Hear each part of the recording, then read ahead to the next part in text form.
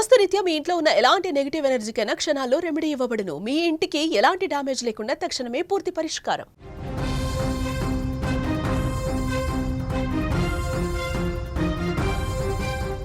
Maoist అగ్రనేత హిడ్మా చివరి చూపు కోసం గిరిజనులు కదిలి వచ్చారు.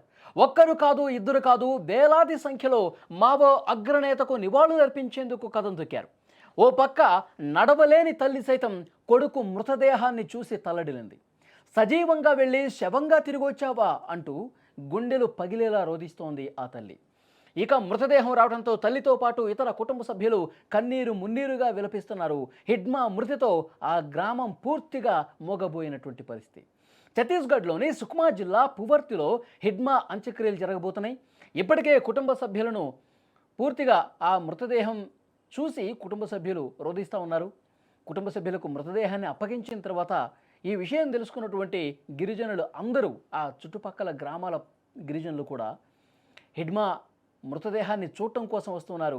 హిడ్మా భౌతికాయాన్ని చివరిసారి చూడటానికి చాలామంది గిరిజనులు వస్తున్నారు. ఎందుకంటే కొన్ని దశాబ్దాలుగా హిడ్మా అలా చేశాడు, హిడ్మా ఇలా చేశాడు అని ఆ నోట ఈ నోట వినటమే తప్ప హిడ్మా ఎలా ఉంటాడన్నది కూడా చాలామంది అక్కడ స్థానిక గిరిజనులకు, అక్కడున్న యువతకు అసలు తెలియదు.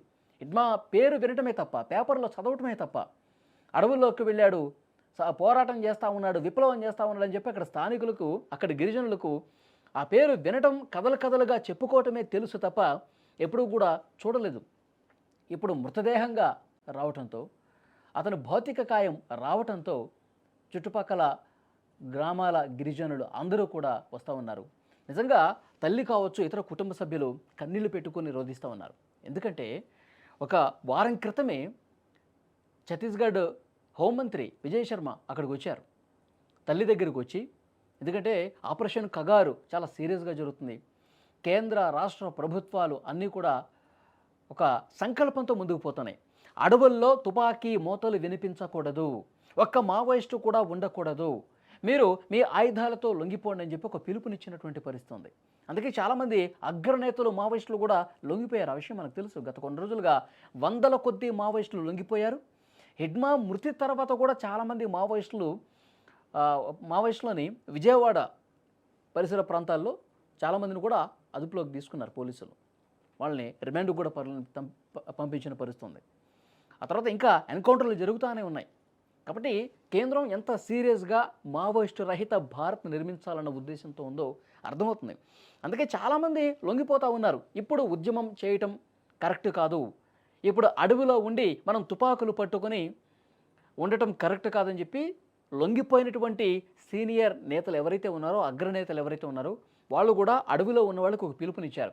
నా మల్లోజుల వేణుగోపాల్ కావచ్చు, ఆశన్న కావచ్చు, చంద్రన్న కావచ్చు, వీళ్ళందరూ కూడా ఫోన్ నెంబర్స్ ఇచ్చి నాకు ఫోన్ చేయండి, లొంగిపోవాలనుకున్న మావోయిస్టులు దయచేసి జనంలో కలవండి, జనజీవన స్రవంతులు కలవండి, సాధారణ జీవితం గడుపుదాం, ప్రభుత్వాలకు సహకరిద్దాం, మనం వేరొక రూపంలో ప్రజల మంచి కోసం ప్రయత్నం చేద్దామని చెప్పి ఇలాంటివి జరిగినాయి. అట్లాగే ప్రభుత్వం కూడా హిడ్మా తల్లి దగ్గరికి వచ్చారండి.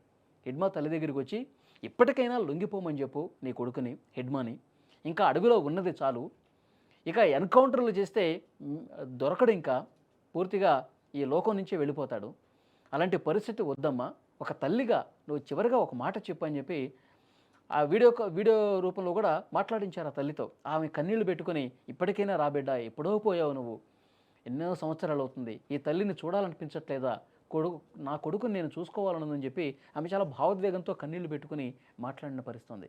ఆ వీడియో వదిలిన తర్వాత కూడా హిడ్మా రాలా. సరిగ్గా వారానికి హిడ్మా ఆంధ్ర ఒరిస్సా సమీపంలో అల్లూరి జిల్లా అక్కడ ఎన్కౌంటర్లో చనిపోయాడు. అల్లూరి జిల్లాలో జరిగినటువంటి ఎన్కౌంటర్లో హిడ్మా భార్య, ఇక సహచరుల్లో ఉన్నటువంటి 4 మావోయిస్టులు అందరూ కూడా ఎన్కౌంటర్లో మృతి చెందినటువంటి పరిస్థితి ఉంది. ఆ తర్వాత రోజు కూడా ఎన్కౌంటర్లు జరుగుతూ ఉన్నాయి.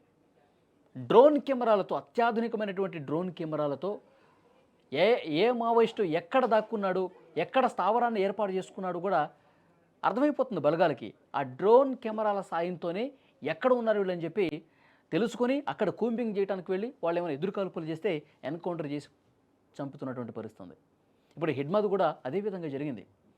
సో డెఫినెట్గా ఇంకా ఎవరైనా మావోయిస్టులు ఉంటే లొంగిపోండి దయచేసి, మీ ఆయుధాలతో మీ సహచర మావోయిస్టులతో సహా లొంగిపోండి అని చెప్తా ఉన్నారు.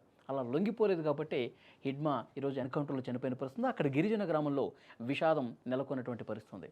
గిరిజనులు అందరూ కూడా హిడ్మా భౌతికాయాన్ని చూసి కన్నీళ్లు పెట్టుకుంటున్నారు. హిడ్మా భార్య ఆ భౌతికాయాన్ని చూసి, నువ్వు తిరిగి వస్తావు అనుకున్నాను, మళ్ళీ ఈ తల్లితో సాధారణ జీవితం గడుపుతావని చెప్పి అనుకున్నాను, కానీ ఇలా శవంలాగా తిరిగి వచ్చావు అంటూ ఆ తల్లి ఆ గిరిజన భాషలో, ఆ గిరిజన గోండు భాషలో భావోద్వేగానికి గురై కన్నీళ్లు పెట్టుకుంటుంటే అక్కడ స్థానిక గిరిజనులందరూ కూడా రోధిస్తున్నారు. విజువల్స్లో కూడా మీరు చూడొచ్చు.